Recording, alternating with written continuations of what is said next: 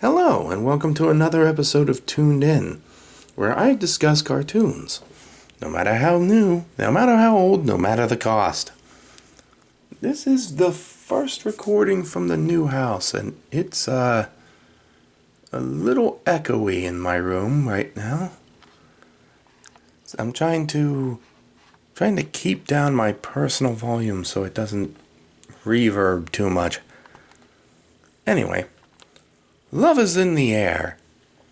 And so I figured, what better way to celebrate Valentine's Day than with this month's episode of Toon'd being about my favorite cartoon Valentines. And for this list I decided married couples are off the table. Only those who are basically still dating. Because the married couples not only tie into the Cartoon Families episode I did before, but also it feels like it's cheating. Well, I have a long list of Valentines. So let's get started. In the year 3000, there are not one couple, but two couples that stand out in New York. That being Philip J. Fry and Taranga Leela, but also Amy Wong and Kip Croker from Futurama. Now, Fry and Leela were a major plot point throughout all of Futurama, but in a way, so were Kip and Amy. Their relationships were full of touching moments, horrible breakups, sweet reunions. And we, the audience, went through the entirety of the series, rooting for these kids to get together and stay together. Robin and Starfire from the Teen Titans. Although often made fun of in Teen Titans Go, the relationship between Robin and Starfire was one that really attached us during the early 2000s Teen Titans series. We were really hoping that these two heroes would wind up getting together and tying the knot, and those of us who knew comic history knew how realistic that was. Would the previous Boy Wonder wind up with the Tamaranian princess? We waited seasons to find out. And ultimately, really never did until the Trouble in Tokyo movie. These two added a little bit of tenderness to an otherwise action-filled cartoon. Fred Jones and Daphne Blake from Scooby-Doo. Chemistry between these two were always there amongst the mystery. And we all know what they really did when they split apart to search for clues. Speaking of Hanna-Barbera, Pebbles Flintstone and Bam Bam Rubble from the Flintstones. Yes, I know, they dedicated an entire movie at the very end of the Flintstones series that actually did get these two married. But up to that point, we were really following these kids growing up and seeing what would actually happen. And for the majority of the Flintstones series, they were just infants. They were just cute little kids doing cute little things together. But you still kind of knew that they'd wind up together, these two sweet kids. They were fun. And I loved it. Sonic the Hedgehog and Sally Acorn. In the ruined roboticized Mobius of Sonic Sat AM, love has blossomed between two couples. Sonic the Hedgehog and Sally Acorn, as well as Bunny Rabbit and Antoine the Coyote. It's easy to point out Sonic and Sally's relationship, but I think the more touching couple of the series is Bunny and Antoine. Actually, it was really sweet to see those two get together, and if you follow the comic books that came later, it broke my heart recently to find out that they actually killed Antoine off, and it broke Bunny. So it tells you how much they knew the audience cared. And, but these two couples were proof that love can bloom on the battlefield. Justice League Unlimited was full of action, mystery, intrigue, but also a bit of romance, as proven by the power couples of Green Arrow and Black Canary, as well as the more surprising Huntress and the Question. This was a case of one couple was pretty obvious, and the other one was a bit more adorable. Any fan of the comics knew that Green Arrow and Black Canary were going to get together at least a little bit. But the stranger and honestly a bit more interesting and entertaining to watch was the budding relationship they made between Question and Huntress. I remember one scene where Huntress is helping Question with a case. She starts talking about dating, and he's concentrating on his work, saying he has this huge flash drive with over a terabyte's worth of data. She just takes the flash drive and puts it on her person, and he just relents and says, "Dinner and a movie." It's cute. Fun thing about superheroes getting into relationships, it's kind of like the coworker thing. You just fall in love with someone at work. Only with more punching, I guess. Of course, Disney is no stranger to love, with their retelling of fairy tale stories. But for this, I'm focusing more on iconic characters, with Mickey and Minnie Mouse, but also Donald and Daisy Duck. This time, the first couple I mentioned is the more romantic. Disney having pushed Mickey and Minnie for decades.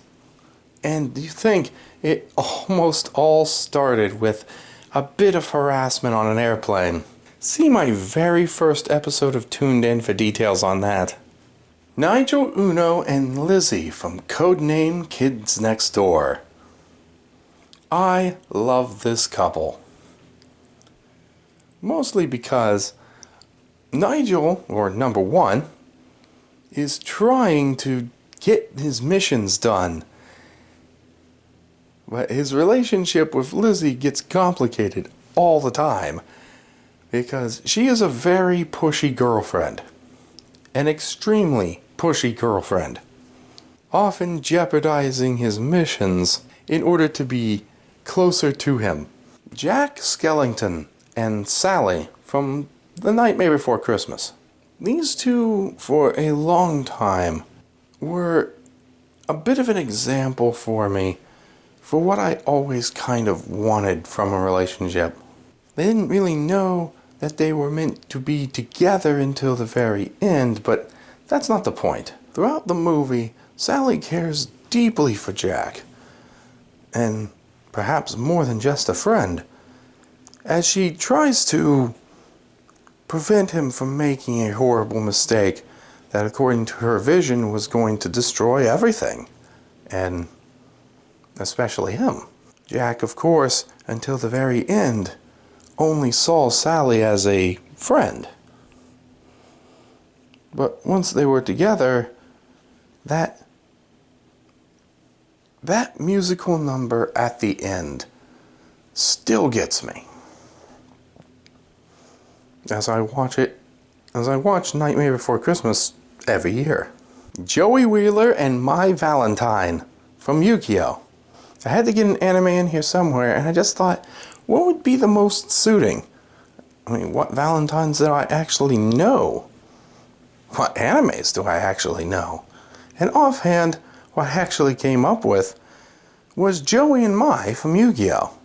It might be cheating a little bit to put My Valentine on a list of cartoon Valentines, but it still kind of works, especially since Joey and Mai's relationship is pretty much the only one you actually see, not only in the original Yu-Gi-Oh! Series, but all of them. Although it's not a super great example of a romantic love interest, you know it's there. As evidence from later series, we know they get together. So, good on you, Joey. Candace Flynn and Jeremy Johnson from Phineas and Ferb. This is another one where you just really rooted for them to get together. If for nothing else, then it would have calmed the heck out of Candace. But in Phineas and Ferb, Jeremy was a generally chill dude who was able to take anything Candace did in stride and just kind of roll with it. And you knew with Candace's obsessive nature that it was just going to be good for her to actually get the boy she thinks about all the time. When she's not trying to bust her little brothers, of course. Kim Possible and Ron Stoppable. From Kim Possible. Throughout most of the series, Kim and Ron are just friends. And as they helped each other out on each individual mission, hints of that relationship grew until eventually the final season came around. And the writers actually started to explore them as a couple. And in the end, awkward little Ron wound up with the super spy. Go, dude. Go. Danny Fenton and Sam Manson from Danny Phantom. Another one of those things where friends help each other out in high action situations, only to eventually realize that they actually do have a thing for each other. Throughout the entire series, of course, they hinted at this, but it really only paid off in the Phantom Planet storyline at the very end that got these two together as a real couple. Still, plenty of adorkable moments that I absolutely, adore. To end this out, we have Avatar Aang and Katara from Avatar, The Last Airbender. We have kind of a mix of all these things. The friends helping each other on tasks, leading to a relationship. The adorable kid moments of them just being friends. Misunderstanding and heartbreak. All the stuff that we look for with these kind of relationship storylines. Avatar did it all. And I was going to have Pebbles and Bam Bam at the bottom of this list, but I moved things around because it really didn't fit to have Aang and Katara at the end here instead, because of the culmination of stuff I mentioned before. And these two do happen to be one of my favorite couples in all of animation. Well, that's pretty much it for my list. Hopefully I'll have everything set up soon in this echoey little room, so it won't be as echoey, it'll look much nicer, and I'll be able to actually record more in-depth and more elaborate episodes of Toon'd fairly soon. Until then, this was Josh LaFox Mills, wishing you a happy Valentine's Day, and asking you to stay tuned.